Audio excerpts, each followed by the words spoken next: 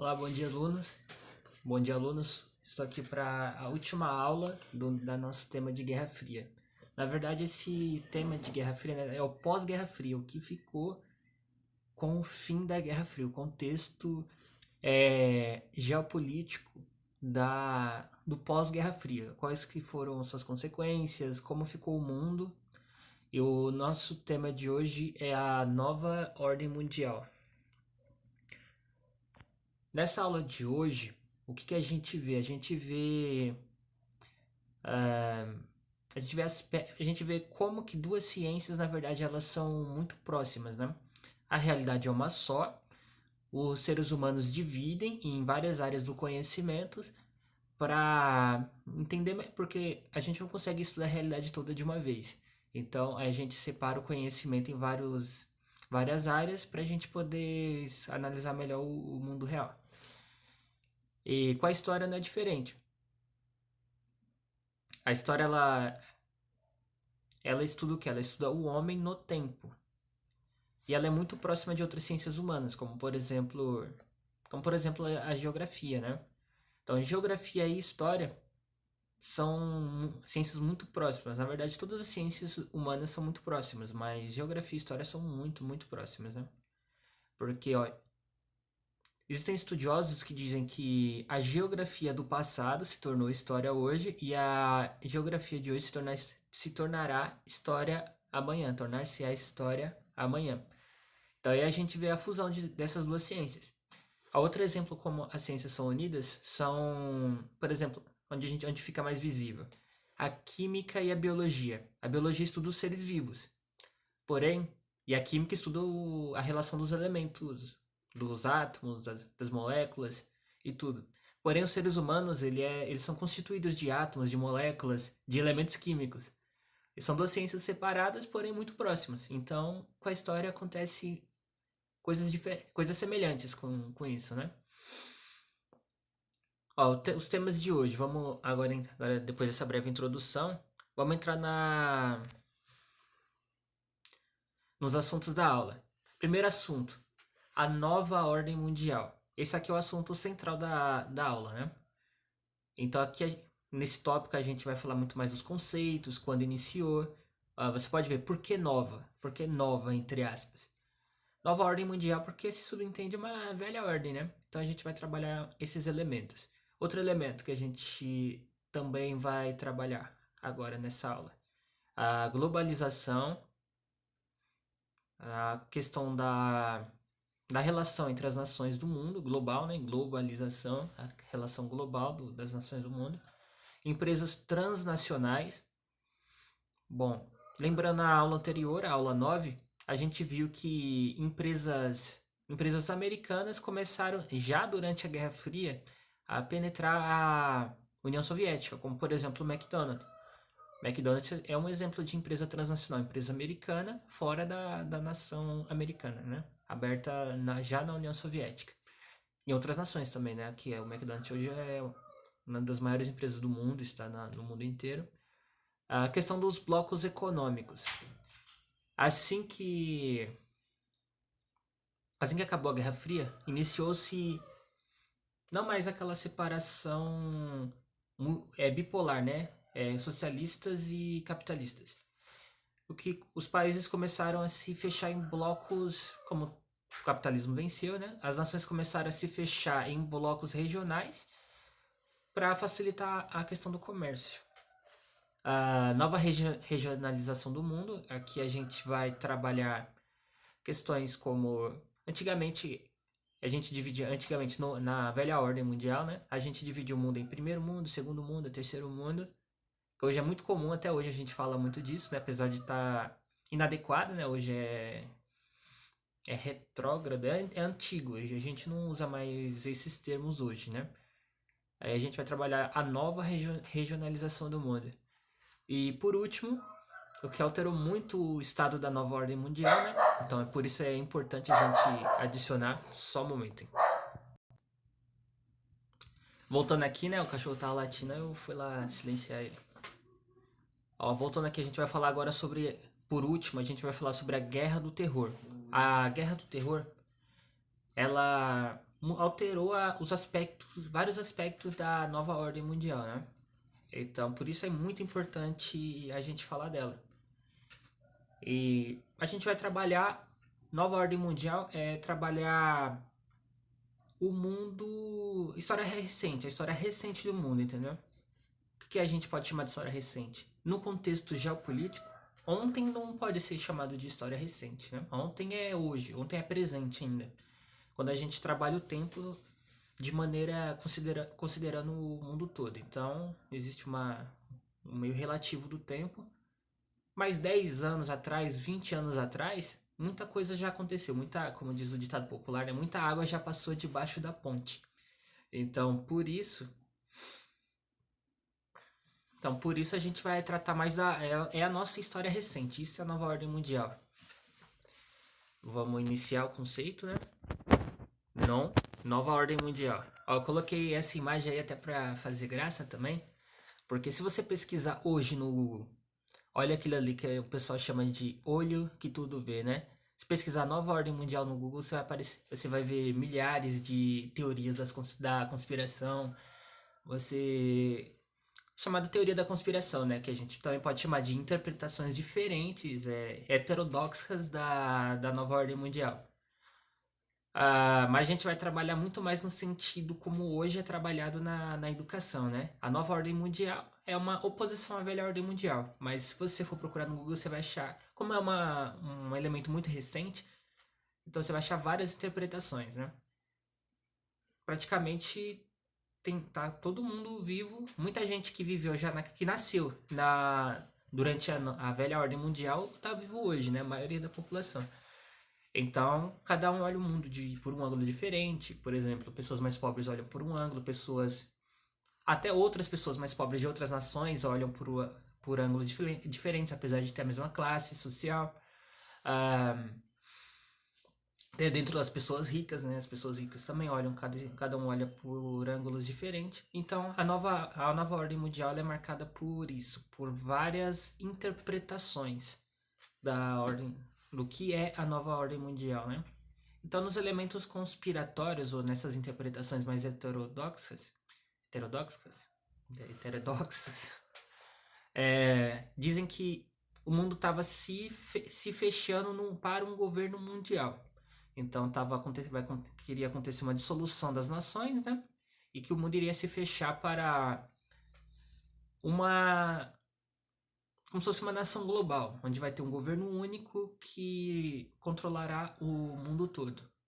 Com a queda da União Soviética, porque ascendeu os Estados Unidos, né? Então, segundo essa interpretação, segundo essa via, os Estados Unidos tem uma elite lá dentro, né? Não são todos americanos. Iriam ser a hegemonia no mundo. Iriam controlar o mundo todo. Já agora, outras interpretações, como que essa que mais que a gente vai trabalhar agora, é só a relação geopolítica hoje. A queda da velha ordem com a dissolução da União Soviética e a queda da velha ordem com a dissolução da União Soviética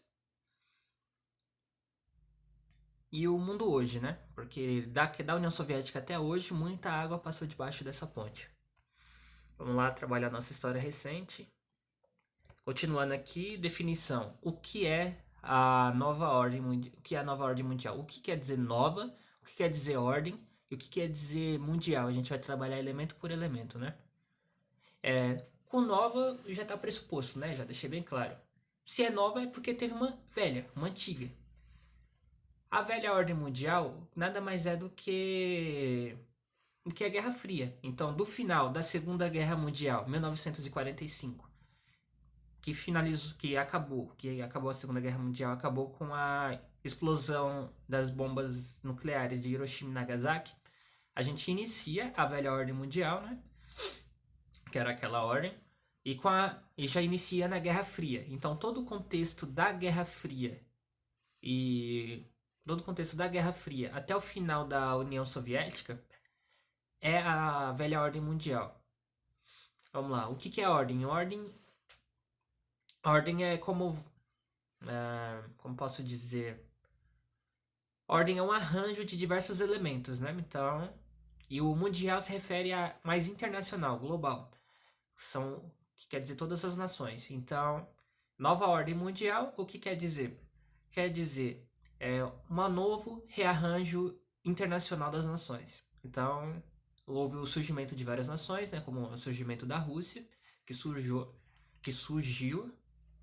durante o início da nova ordem mundial. A União Soviética quebrou, virou várias nações, virou a Rússia, que já existia, né? E a Polônia voltou a ter sua soberania, a Ucrânia. Então existem questões até hoje que não são resolvidas. Então é um arranjo contemporâneo. Isso que é a nova ordem mundial. Ao contemporâneo aí, vocês me perdoem, né? Eu cometi um erro crasso de colocar com N, contemporâneo.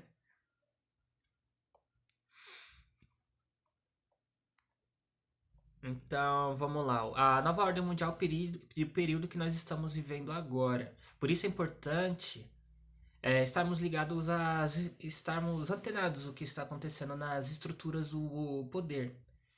A velha ordem mundial é a Guerra Fria, também podemos chamá-la de mundo bipolar, o mundo onde tinha dois polos de poder. E a guerra. Deixa eu separar, deixa eu tirar aqui da frente para que todo mundo possa ler, né? E a nova ordem mundial é o mundo unipolar e multipolar. Os dois ao mesmo tempo, né? É bipolar, a velha ordem, ela é bipolar. Aqui eu já separei todos os conceitos, né? Após a Segunda Guerra Mundial, a Guerra Fria, concentração de poder em dois polos, capitalistas e socialistas. Ele é bipolar porque o poder se concentra em dois polos, os Estados Unidos e a União Soviética. Tudo bem, a gente já trabalhou isso em todas as aulas anteriores. Agora, na nova ordem mundial, a gente entra com um conceito novo. Unipolar e multipolar. São os dois ao mesmo tempo. Separado, né? O mundo unipolar por um aspecto e multipolar por outro aspecto. Eu coloquei tudo junto para facilitar o entendimento. Com o fim do bloco socialista, iniciou após o fim do bloco socialista em 1991, início da nova ordem mundial. Sobre o aspecto econômico, ela é multipolar. Então, sobre o aspecto econômico, nós vamos ter dois polos de poder. A gente vai ter os Estados Unidos. Os Estados Unidos, evidentemente, a nação que ganhou a Guerra Fria, né? Ela vai controlar toda a América Latina, né? É um foco de poder, um foco de poder econômico.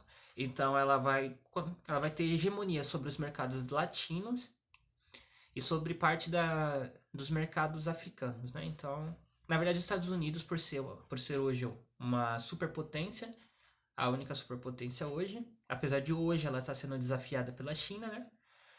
Então, ela tem uma hegemonia no mundo inteiro, mas preferencialmente sobre as nações latinas, algumas pessoas chamam de quintal americano, né? Norte-americano. A Alemanha, de novo, peço desculpa, né? A Alemanha não tem acento. Então, a Alemanha, ela tem foco, ela tem a hegemonia mais na União Europeia, né? Depois eu vou explicar o que é a União Europeia. Mas ela concentra poder econômico, ela se tornou a locomotiva da Europa. Então, ela é a locomotiva, é como se fosse um São Paulo aqui no Brasil, né? Então, imagina a Europa como se fosse um grande Brasil e a Alemanha é São Paulo, onde estão os principais polos econômicos, os principais polos industriais da Europa. E o Japão é no fim da Segunda Guerra, no fim da velha ordem mundial, no início da nova ordem mundial, que a gente pode considerar ele como um polo central da economia asiática, né? Controlando a questão controlando a China, as Coreias, a Coreia do Sul, né? A Coreia do Norte, ela é muito fechada. E por que eu falo que é só no começo? Porque hoje já não é assim. Então é muito dinâmico o mundo, né? As coisas nunca param de acontecer, a água nunca para de escorrer por baixo da ponte. E, portanto, o Japão hoje já não é hegemonia, mas assim com o início da nova ordem mundial, o Japão era a hegemonia econômica da Ásia, asiática, uma hegemonia econômica asiática. Hoje é a China que está sendo desafiada até, existem alguns analistas que interpretam dessa maneira, que será desafiado pela Índia, né? Porque muitas empresas chinesas estão migrando para a Índia, porque a China, ela cresceu muito economicamente por causa da questão da mão de obra barata e abundante. Porém, hoje, com o crescimento da economia chinesa, a mão de obra chinesa foi aumentando o valor. O salário mínimo hoje chinês ele é maior do que o brasileiro. Então, essas empresas estão saindo para outras nações onde a, a que, as questões econômicas são mais vantajosas para as empresas, né? E como eu falei, né? O mundo ele é unipolar e multipolar ao mesmo tempo. Ele é unipolar porque os Estados Unidos é de longe a principal nação sobre o aspecto militar. Ela é de longe ela domina. Se você pegar, por exemplo, existem dados como o Global Firepower, que existe que com critérios eles definem quais são as nações mais poderosas do mundo, né? E um desses critérios são com investimento no exército, né? Nos exércitos, na marinha, no exército e na aeronáutica. E os Estados Unidos sozinho ocupa, ele gasta mais do que as 5 nações que vêm abaixo dela, né? Abaixo dele, né? Ele tá em primeiro lugar disparado. Ó, abaixo dele tá a Rússia caiu, mas todo aquele poderio bélico não evaporou, né?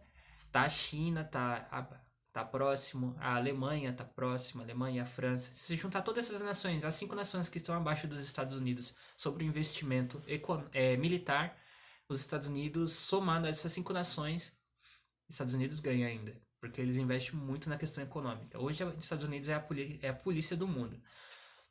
Antes a gente tinha 2 focos de poder, Estados Unidos e Rússia, mas hoje não existe mais essa contrapartida. A Rússia não, a União Soviética. A União Soviética não conseguiu competir com os Estados Unidos, quebrou, não conseguiu acompanhar o poderio econômico e esse poderio econômico é investido na questão militar americana.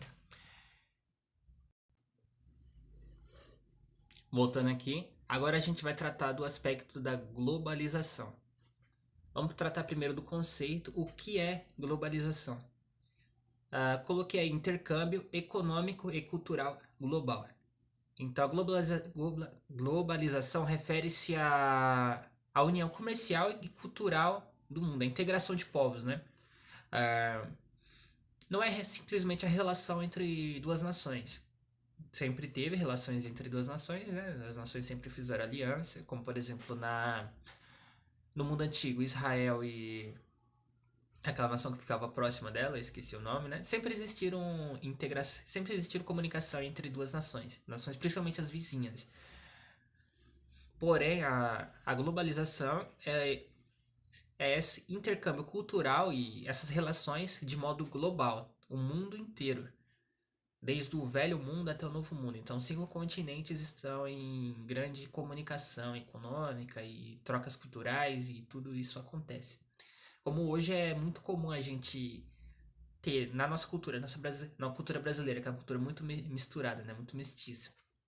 Não só no aspecto racial, mas no aspecto cultural também. Então a gente tem elementos que são chineses, que a gente adquiriu dos portugueses nas navegações, que eles viajavam com frequência às Índias, né? E as Índias lá tá a China também. Aí a gente tem elementos europeus, a gente tem elementos africanos, e a gente tem tudo isso na nossa cozinha misturado, né?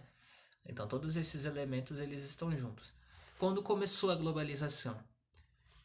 Não existe um consenso de quando começou. Então diversos estudiosos interpretam de maneira diferente. Alguns dizem que iniciou a globalização com o início. A globalização iniciou-se de fato com o neocolonialismo. E alguns outros estudiosos já dizem que a globalização começou já nas navegações portuguesas, né? Então, como que era o mundo antes das navegações portuguesas? Existiam as Américas, as 3 Américas, América do Sul, do Norte e Central, as 3 Américas. Existiu o Velho Mundo, O que era o Velho Mundo? O Velho Mundo era a Europa, basicamente a Europa, a Ásia conhecida e o norte da África. Essas nações faziam um grande comércio entre elas, né? As nações, como se pode falar, as nações europeias com as nações africanas, com as nações asiáticas, principalmente ali a Ásia, Oriente Médio, onde hoje é Israel, Arábia Saudita, e eu também a parte do leste europeu. Então, esse é o Velho Mundo, que era interligado todinho no Mediterrâneo, né? Que mais tarde foi dominado pelo Império Romano, que dominou praticamente todo o Império, todo o Velho Mundo. Com as navegações portuguesas, a gente começou a ter ligação com o Extremo Oriente, com as Índias, como era chamada, né? E também a descoberta do novo continente, que eles chamam de Novo Mundo, e partes da África que antes o Velho Mundo não tinha contato, né? Não tinha nem como ter contato, porque atravessar desse África inteira não tinha nenhuma vantagem fazer isso, para explorar isso, né? Que não seja pelo mar. Então, pelo mar eles conseguiram, eles se deram muito melhor economicamente, culturalmente. Essa é a questão da globalização. Então, a globalização começou. A gente vai trabalhar nesse conceito de que a globalização já começou aí durante as navegações, porque é o mais aceito e faz mais sentido dizer isso, né? Porque já começou um comércio global, mesmo que ele não seja muito ético, né? Porque entre a África e as Américas houve bastante comércio de escravos, ah, da questão das Índias, né? Os europeus atravessavam todo o continente africano para chegar às Índias para conseguir especiarias, alguns impérios europeus que estavam lá para pregar a palavra de Deus, né? Pela expansão do cristianismo. E quais são os principais elementos da globalização na nova ordem mundial, que é o que a gente está trabalhando aqui, né? A globalização se tornou muito extensa durante a nova ordem mundial. Por quê? Porque com a Guerra Fria a gente conseguiu acesso a novas tecnologias. Foram um dos principais resultados da Guerra Fria. Então, tecnologias como, por exemplo, com a questão da guerra espacial, corrida espacial, né? A gente conseguiu acesso a satélites. Esses satélites melhoraram muito a nossa comunicação, que posteriormente, eu já vou falar nessa aula mesmo, colaborou também com o crescimento de empresas transnacionais, né? Com o surgimento das transnacionais. A questão de transporte, né? Os meios de transportes hoje para fazer o frete de uma nação para outra. É mais difícil as embarcações se perderem, porque graças à questão dos satélites, hoje a gente tem tecnologias como o GPS. Então, uma navegação, por exemplo, um navio cheio de produtos para ser comercializado com outra nação. Hoje ele é rastreado em tempo real via satélite, um dos resultados da Guerra Fria. Então, sem a evolução tecnológica do mundo, não seria possível a globalização como a gente tem hoje, né? Principalmente no aspecto das comunicações. Por exemplo, eu sou dono de uma empresa aqui no Brasil, né? Eu tenho uma empresa aberta na África, em Angola, por exemplo. Eu posso ter acesso real ao que está acontecendo lá, graças hoje à internet. A internet nasceu na Guerra Fria. Então, como resultado, né, da Guerra Fria, na nova ordem mundial, como que o mundo já não está mais dividido entre dois blocos, né? Existe muito, os capitalistas ganharam e as nações hoje estão todas tendo relações entre elas, salvo exceções, né? Como a Coreia do Norte, que é muito fechada, só conversa com a China, com a Rússia. Então, com isso, teve uma relativa diminuição do mundo. Por que relativa? É relativa porque antigamente, por exemplo, no início da globalização, com os portugueses, eles iam a caravela. Se eu, por exemplo, quero chegar de São Paulo até Portugal, quero mandar uma carta, por exemplo. A carta vai à caravela, leva 3 meses para chegar, talvez não chegue, talvez seja atacada por piratas. Além disso, tem a questão não só na parte das navegações, como também tem a parte territorial, porque era mais próximo no Brasil. Agora vamos tratar no contexto brasileiro. Os bandeirantes, quando eles desbravaram a mata de São Paulo e subiram o Brasil até até chegar no norte do Brasil, seria mais rápido para eles pegar, para voltar para São Paulo, pegar um navio para Lisboa, para Portugal e depois descer de navio para São Paulo. Então, o intercâmbio, então essa relativa diminuição do mundo, ela se dá na questão do transporte, das tecnologias novas de transporte, que facilitam o intercâmbio mundial, não só aqui dentro do Brasil, né? Hoje, você pegando um ônibus, você leva 3 dias para chegar de São Paulo até o Nordeste, ou de avião você leva 2 horas, que é muito mais rápido, é mais caro, mas é muito mais rápido. Então houve essa relativa diminuição do mundo. O mundo não diminuiu de verdade, né? Porque a bola continua do mesmo tamanho. O planeta é redondo, né? Globalização, é um globo. Pra quem acha que a Terra é plana, não, não é plana, é redonda. Desculpa, né? Vai ter que aceitar. Então o mundo ele não se tornou real de verdade, mas se tornou muito mais fácil a gente fazer trocas de informações ou troca de produtos em com o outro lado do mundo, por exemplo, com o Japão, com a China, que estão do outro lado do mundo. Se tornou muito melhor, muito mais rápido.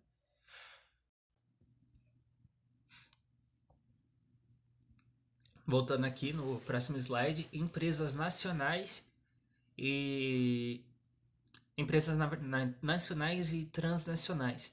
Primeiro vamos quebrar esse termo, né? Transnacional. O que quer dizer primeiro? Trans. Ó, qual que é a diferença entre transnacional e multinacional? Uma empresa multinacional, que é uma empresa que pertence a mais de uma nação. Por exemplo, eu posso ter uma empresa que ela, ao mesmo tempo ela é brasileira e ela é americana. Como, por exemplo, recentemente teve a privatização da Embraer, que era uma empresa brasileira, né? Ela foi parcialmente privatizada. E hoje a gente tem essa relação multinacional, apesar de ser empresas estatais, a Embraer ela pertence a mais de uma nação hoje, né? Ela é diferente do contexto da empresa transnacional. Agora vamos explicar o que quer dizer empresa transnacional. Empresa transnacional é empresa que, por exemplo, vamos supor que eu sou empresário, vou abrir uma empresa aqui mesmo no Brasil. Os anos vão se passando, a empresa vai crescendo, eu vou abrindo outras franquias. Aí eu penso, vou abrir uma empresa, eu vou abrir uma empresa em outro país onde a população é menos instruída, uma empresa vamos supor que seja uma empresa de produção de matéria-prima de aço, por exemplo, né? Eu pego o aço da natureza e envio pro mercado para ser trabalhado e virar um produto.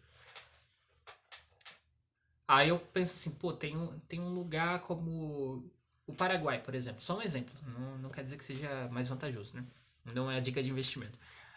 Eu vou lá pro Paraguai e vejo assim, não, aqui é mais vantajoso, aqui a mão de obra é mais barata, tem mais matéria-prima em abundância para eu extrair.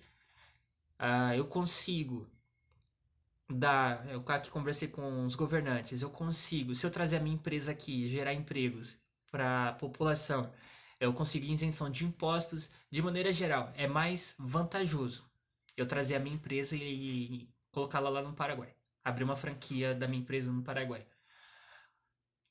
Essa empresa ela continua sendo uma empresa brasileira em outra nação. Então é um braço da minha empresa. A minha empresa é brasileira e ela se estendeu um braço sobre outra nação, entendeu? Isso é muito vantajoso para as nações que recebem as empresas, né? Porque, por exemplo, vamos supor que várias empresas alemãs, empresas japonesas, chinesas, empresas americanas, venham abrir sedes aqui no Brasil. A gente vai ter um aumento, evidentemente, aumento tecnológico, né? Vão vir novas tecnologias aqui para o Brasil, vai aumentar a nossa economia, vai ampliar a nossa economia. A gente vai ter mais conhecimento técnicos, né? Porque mesmo que essas empresas vão embora, o que ela vai deixar uma marca aqui, né? Que é, por exemplo, vão ter funcionários que vão saber fazer aquele serviço e tudo mais, vão ter o conhecimento técnico, como eu falei, até o aumento tecnológico da nação e vai gerar empregos.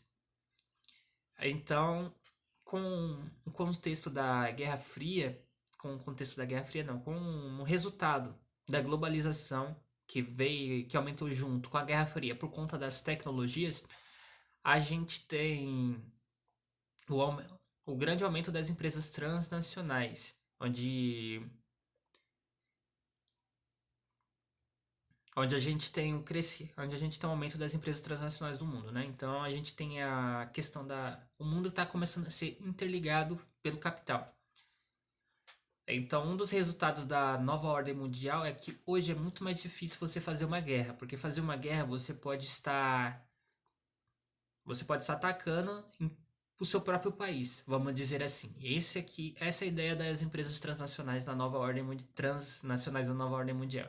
Por exemplo, se os Estados Unidos, então Estados Unidos não, vamos usar aqui Estados Unidos, vamos usar os Estados Unidos, ataca o Brasil. No Brasil tem algumas empresas americanas. Atacar o Brasil é acabar com a infraestrutura dessas empresas também, né? Porque quando ataca uma nação, você quebra a infraestrutura dela. Você prejudica a economia de outras empresas. Então isso dificulta a questão de guerras mundiais. Tem muitas nações que querem atacar outras. Já era pra gente estar em outra guerra, mas isso mantém uma paz no mundo, entre aspas, né? Então, antes de um governante pensar em atacar outro país, ele tem que pensar: essa nação está ligada a alguma das minhas grandes empresas? Está ligada às empresas dos meus aliados? Porque eu atacar essa nação, posso estar atacando um aliado meu. Então, esse é o resultado da nova ordem mundial com o crescimento das transnacionais, né? Fica mais difícil fazer uma guerra hoje. Você tem que pensar muito, porque você pode estar atacando não só você e atacando seus aliados também, porque tem muitas empresas dos meus aliados ou minhas nessa nação. Empresas transnacionais ajudou a derrubar a União Soviética. A União Soviética já estava quebrando, né? Então começou a penetrar. Várias empresas americanas estavam pensando em expandir. Capitalista quer fazer isso, quer expandir, quer crescer, crescer, crescer, crescer, lucrar, lucrar, lucrar, né? Esse é o objetivo do capital. Com o crescimento principalmente do que eu falei na aula anterior, do McDonald's na União Soviética. O primeiro é o McDonald's em 91. 3 meses depois a União Soviética caiu, né? Não estou querendo dizer, claro, que o McDonald's derrubou a União Soviética. Claro que não, a União Soviética já estava quebrando, mas foi um dos resultados da União Soviética estar quebrando, foi a entrada dessas empresas transnacionais na União Soviética. Por quê? Porque a economia do mundo estava começando já a ficar interligada, né? Uma nação já está começando a se amarrar a outra.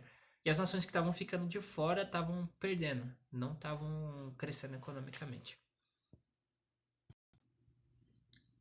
Voltando aqui a falar sobre economia, a gente vai tratar também dos blocos econômicos.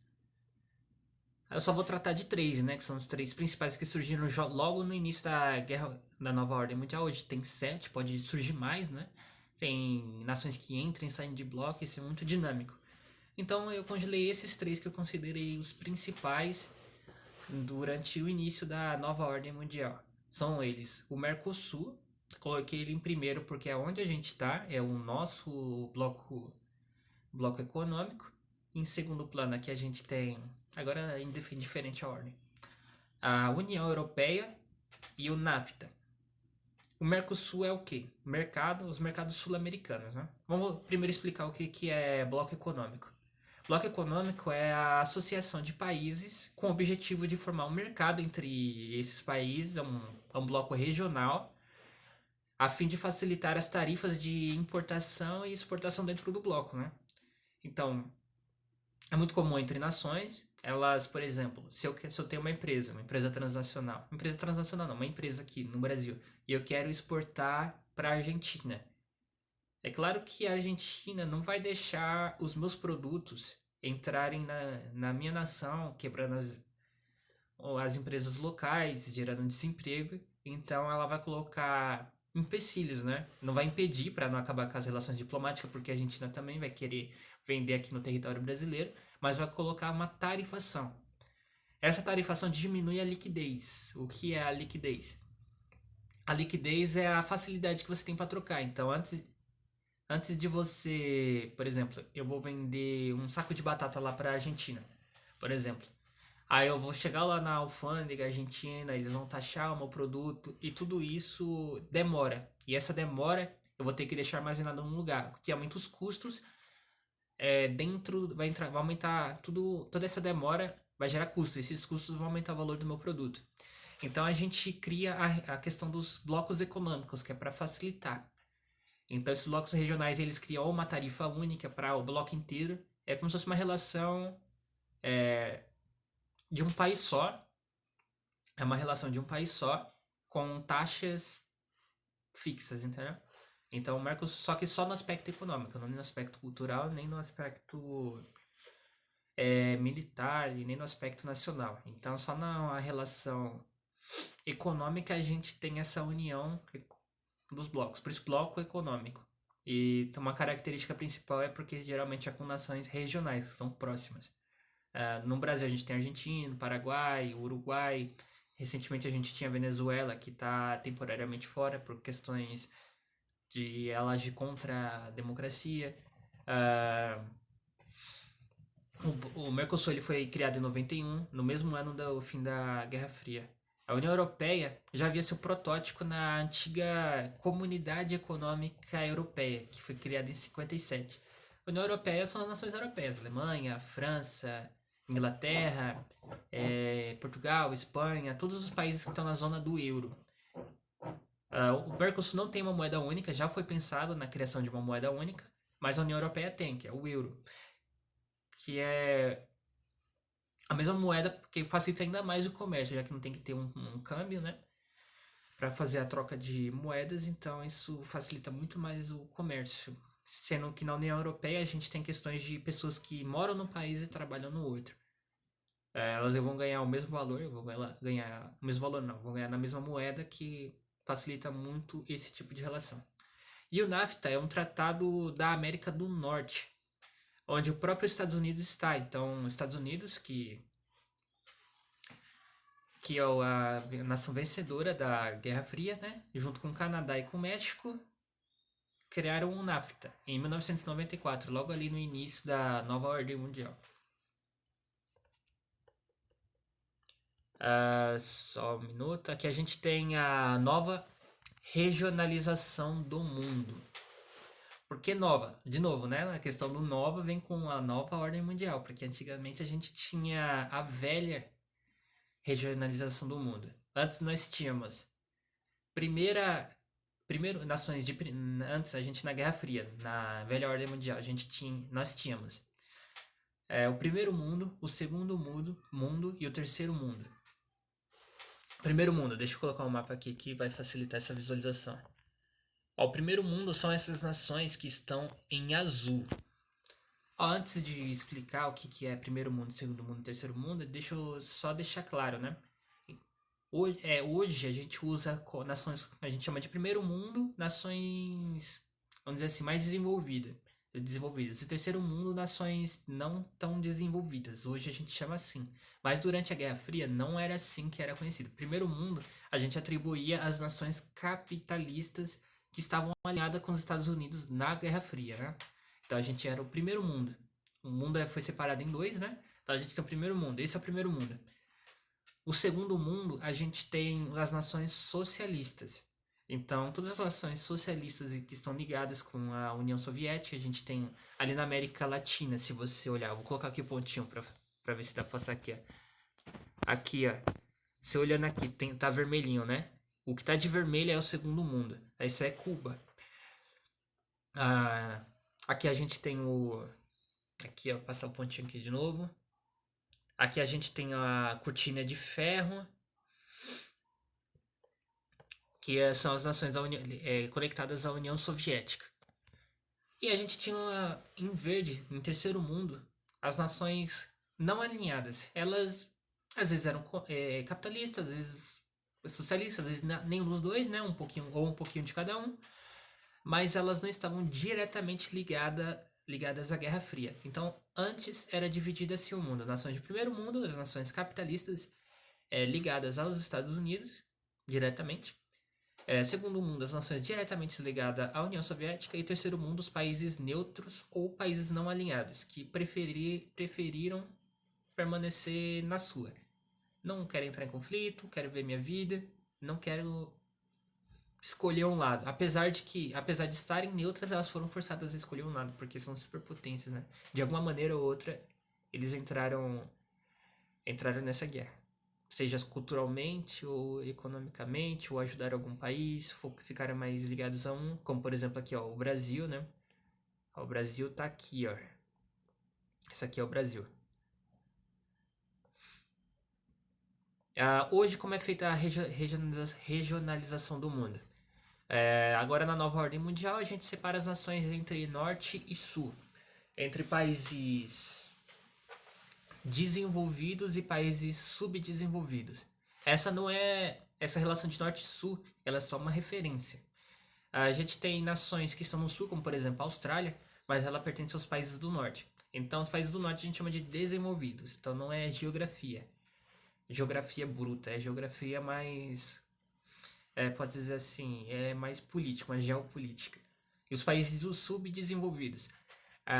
Dentro desses países subdesenvolvidos, a gente tem os países emergentes, onde a gente tem o Brasil, onde o Brasil está incluído. Países que não são tão subdesenvolvidos, né? Mas países que também não, a gente não pode chamar de desenvolvidos, né? Assim, eu não sou sub, mas também não sou tão desenvolvido. A gente pode dizer assim. Então é um meio termo, onde está o Brasil. Aqui, ó, para mostrar um mapa, né? Aqui a gente tem um mapa da nova regionalização do mundo. E como eu falei, se você olhando aqui a gente tem a Austrália. A Austrália é um país do sul, mas que nesse novo modelo de classificação, ele é uma nação do norte. E os países aí que estão em bege, né? A gente chama de países do norte, e esses países que estão em rosa, a gente chama de países do sul. Apesar da Rússia ela tá totalmente inclusa nos países do norte, esse mapa tá um pouquinho errado, né?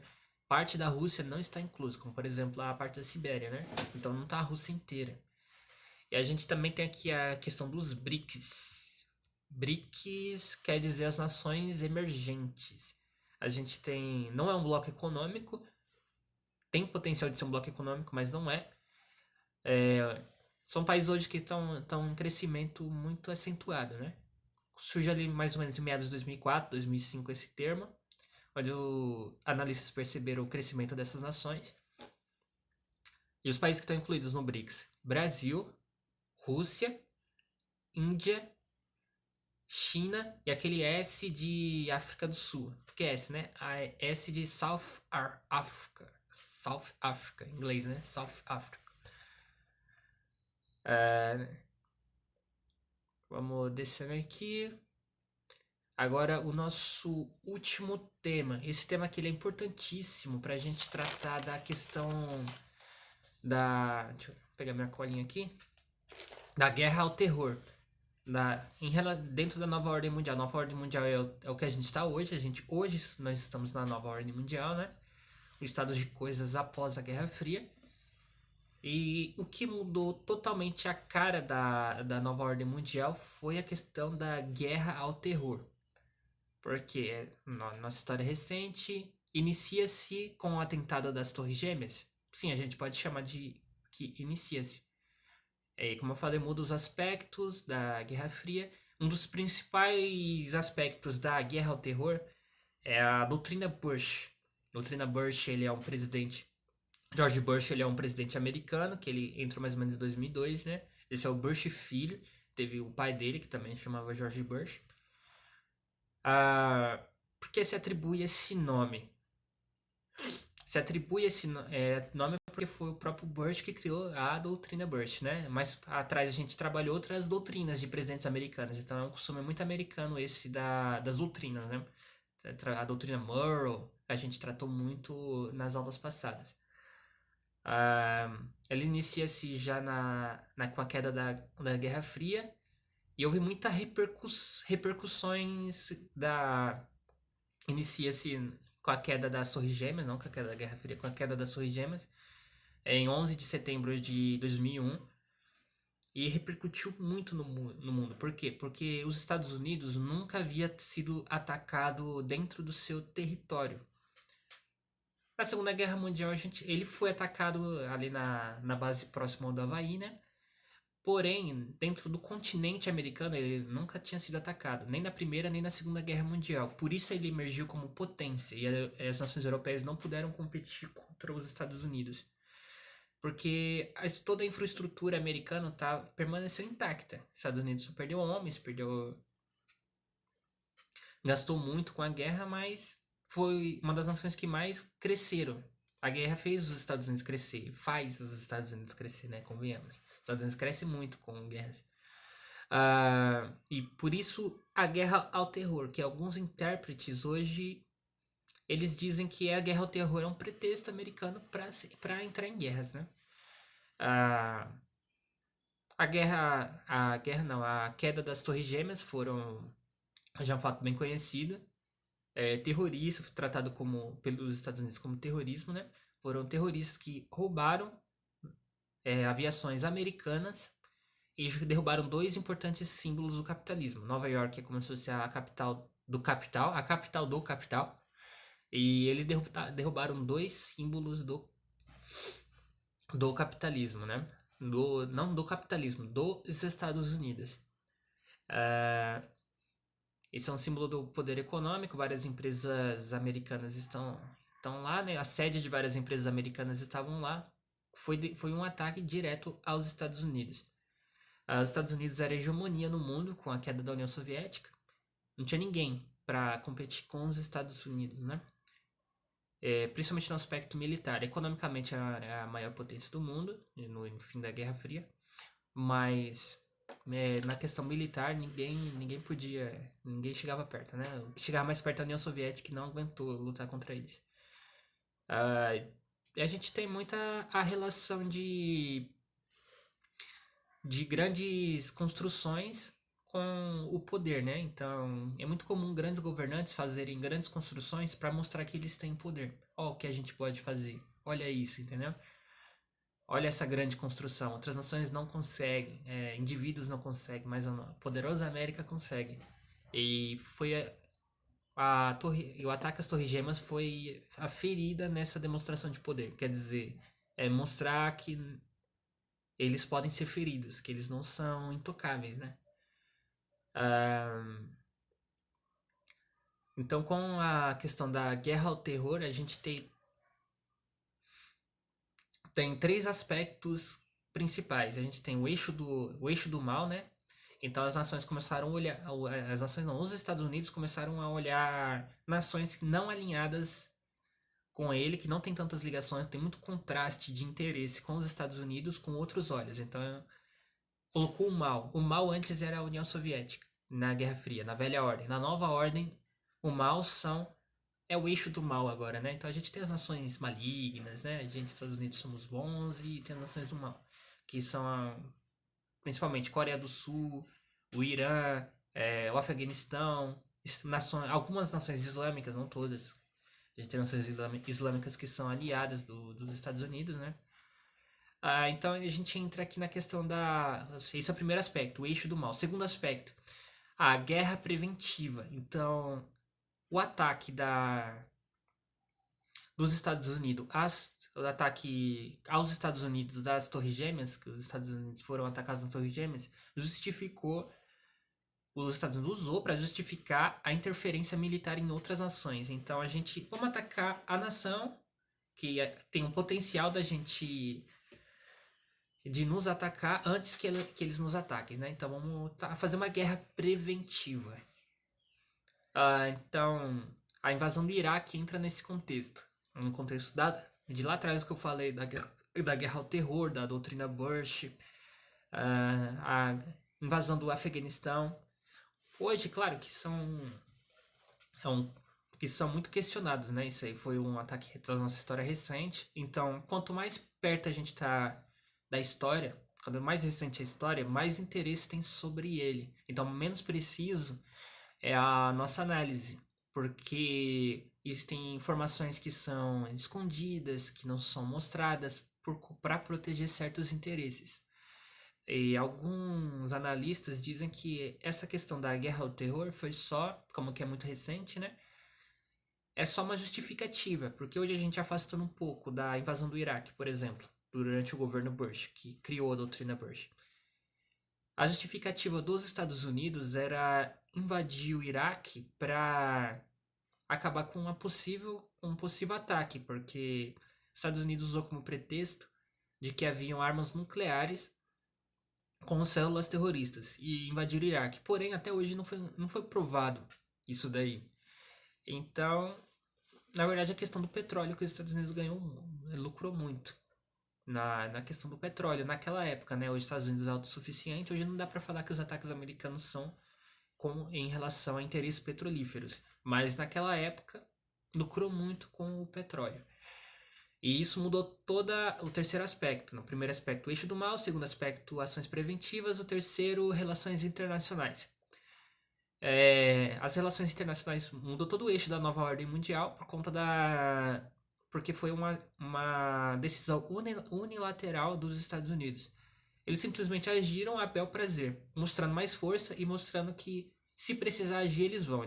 Não vão consultar a ONU. Então, houve um enfraquecimento das Nações Unidas, né? Então, antes de qualquer ataque, a gente reunia as nações, vamos ver se a gente realmente precisa atacar. Existe um Conselho de Segurança da ONU. A ONU foi enfraquecida nesse contexto, os Estados Unidos mostrando que é uma nação que, se precisar passar por cima pelos seus interesses, sejam legítimos ou não, vai passar, não está submetida a nenhuma nação, né? E a nenhum conselho internacional. É uma nação mesmo, e vai agir mesmo assim. Então houve um enfraquecimento da ONU. Então, voltando aqui os slides, foram trabalhados aqui nessa aula, só para concluir o assunto. A nova ordem mundial, fim da velha ordem e no início dos anos 90, né, em 91. Então a gente inicia a nova ordem mundial, um contraponto à velha ordem. Aumentou a questão da globalização, um dos resultados da Guerra Fria, porque a globalização ela só foi possível, a globalização como a gente tem hoje, ela só foi possível. A globalização como a gente tem hoje, tem as empresas, tem a questão das empresas transnacionais, né, que hoje é muito comum, ela só tem hoje como resultado da Guerra Fria, né? Então a nova ordem mundial ela é um resultado, querendo ou não, da velha ordem mundial. Porque a questão tecnológica que surgiu lá, o crescimento exponencial da tecnologia, a gente pode dizer que houve um mundo antes da Guerra Fria e depois, né? A gente pode dizer até isso das guerras mundiais, né? Então, o crescimento tecnológico do século XX, ele se a gente fosse fazer um gráfico assim, ó. Crescimento tecnológico do homem da época das cavernas. Império Romano. Aí vai seguindo. Navegações. Aí cresceu um pouquinho. Porque já tem o surgimento da ciência moderna. Século XIX. Século XX. Um crescimento assim, ó. Pra cima. Cresceu muito a tecnologia. E a globalização como a gente tem hoje, o surgimento de empresas transnacionais, questões de bloco econômico, é possível hoje como resultado da Guerra Fria, né? Com isso surgiu novas regionalizações do mundo, porque as anteriores já não explicavam mais, né? Não existem mais hoje o segundo mundo. Hoje a gente usa o primeiro mundo como nações desenvolvidas, a gente chama normalmente, né? E terceiro mundo como nações subdesenvolvidas. Mas no contexto da Guerra Fria não era esse o significado de terceiro mundo era nações neutras que não estavam diretamente ligadas em conflitos. E a guerra ao terror que mudou o eixo da nova ordem mundial, né? Então, os Estados Unidos se mostrando como nação que vai agir de maneira unilateral, se for preciso, para permanecer com seus interesses. Finalizado aqui o estágio, espero que nossa nota seja boa, né? E espero que a gente tenha aprendido muito. Na verdade, a gente aprendeu muito, eu e os meus colegas, o Everton e o Thiago, né? Então, até mais.